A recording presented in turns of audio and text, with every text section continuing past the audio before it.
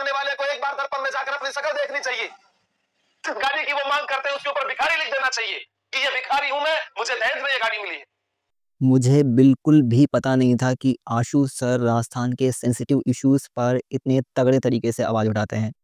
अगर मुझे ये पता होता तो शायद मैं उन्हें पहले से ही देखने लग जाता। मैं बहुत सारे टीचरों के पास में घूमा हूँ यूट्यूब पर ही, तो मुझे नहीं लगा कि कोई भी ऐसा टीचर हो सकता है जो कि राजस्थान के इतने सेंसिटिव इश्यूज़ को खुलकर बोलता हो, बच्चों को प्रेरणाएँ देता हो। पर आज मुझे ऐसे टीचर देखने को मिले, वो है आशु सर जीके ट्रिक वाले। ऐसा नहीं कि मैं इनको पहले नहीं जानता था, पहले भी मैं इनको जानता था।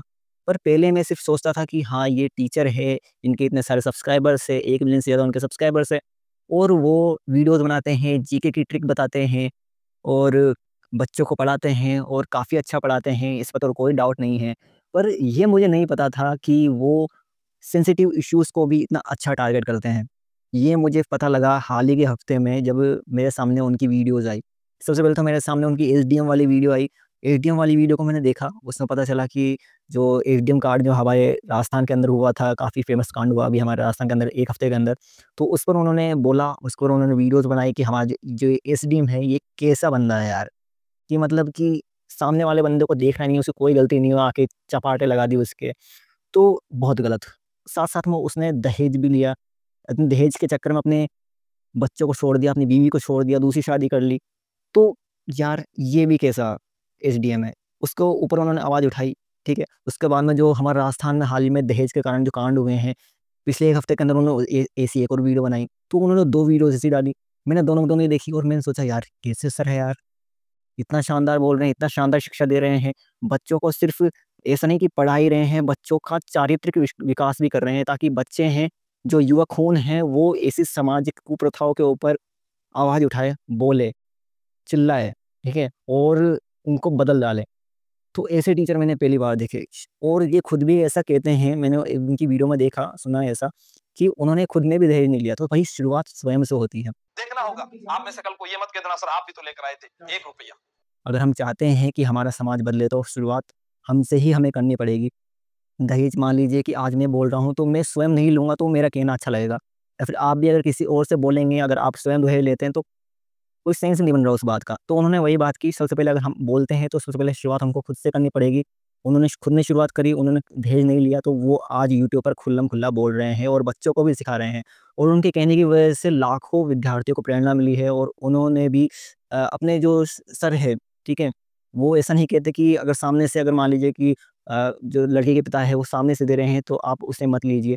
वो कहते हैं कि अगर सामने से मिल रहा है तो वो अलग बात है। पर अगर मान लीजिए आप सामने से ज़बरदस्ती उनसे माँग रहे हैं और अगर नहीं देने पर जो उनकी बेटी है, उनके साथ में दुर्व्यवहार कर रहे हैं, उन्हें छोड़ दे रहे हैं, यानी बच्चों को पीट रहे हैं, तो यार ये कैसा मतलब ये तो कुछ समझने वाली बात ही नहीं हुई, ठीक है? तो आशु सर दोस्तों इस मामले में काफ़ी ज़्यादा ग्रेट है और इस मामले में ही ग्रेट होने की वजह से ही मैं उनको टॉप का आज टीचर मानता हूँ। अब मुझे समझ में आया उनके इतने सारे सब्सक्राइबर्स क्यों हैं। हम देखते हैं कि राजस्थान में बहुत सारे ऐसे टीचर हैं जिनके उनसे ज़्यादा भी सब्सक्राइबर्स हैं, पर उनके ज़्यादा बेबाकी से बोलने वाला टीचर है ही नहीं। मैं चाहता हूँ ऐसा टीचर बहुत आगे जाए और आप भी उन्हें सुनें, आप भी उन्हें सब्सक्राइब करें, आप भी ऐसे ही सोशल इश्यूज़ पर, सोशल सेंसिटिव इश्यूज़ पर आवाज़ उठाएँ। उन्होंने कौन-कौन से सेंसिटिव इश्यूज़ पर आवाज़ उठाई है, मैं आपको बता देता हूँ। अब मैंने यहाँ पे लिखे हैं।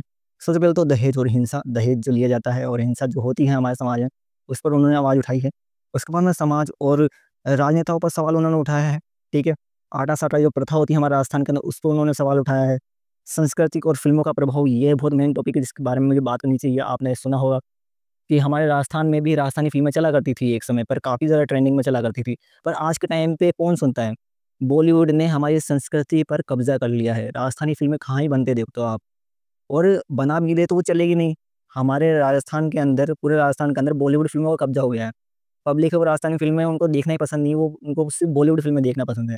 तो उन्होंने इस पर भी बात करी कि जो बॉलीवुड फ़िल्में हैं, जो हॉलीवुड फ़िल्में हैं या फिर जो टॉलीवुड फ़िल्में हैं, इनका कैसे प्रभाव हमारे राजस्थान संस्कृति के ऊपर पड़ा है और राजस्थानी फ़िल्में बनना बंद हो गई है। ऐसा नहीं बिल्कुल नहीं बनती है, थोड़ी बहुत बनती है, पर वो ऐसे ही बनती है और थोड़ी बहुत देख लेती है पब्लिक, पर ज़्यादा उनका कुछ प्रचलन नहीं है अभी के टाइम पर। इसके बाद में उन्होंने वो जो एसडीएम वाला वीडियो बनाया, उस पर भी उन्होंने बहुत सारी चीज़ें बोली।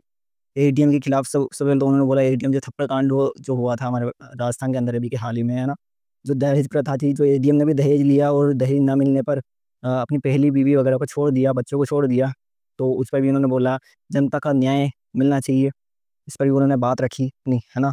और भ्रष्टाचार और जागरूकता पर भी वो बोले कि कैसे राजस्थान में भ्रष्टाचार हो रहा है, ठीक है? और जनता को जागरूक होना पड़ेगा, जो धर्म होता है, जाति होती है, उसके नाम पर वोट ना डाले, ठीक है? और अगर कोई भी मुद्दा होता है वो जाति धर्म के क्षेत्र से बाहर निकलता है ना, तो जनता को जागरूक हमको उस पे करना चाहिए, ठीक है? ऐसा नहीं कि सिर्फ़ हम जाति और धर्म के नाम पे लड़ते रहे, जो बाकी के इश्यूज़ हैं उनको उन पर भी ध्यान देना पड़ेगा और काफ़ी ज़्यादा तेज़ ध्यान देना पड़ेगा, क्योंकि वो वाली जो चीज़ है ना, वो काफ़ी तेज़ी से आगे बढ़ रही है ना?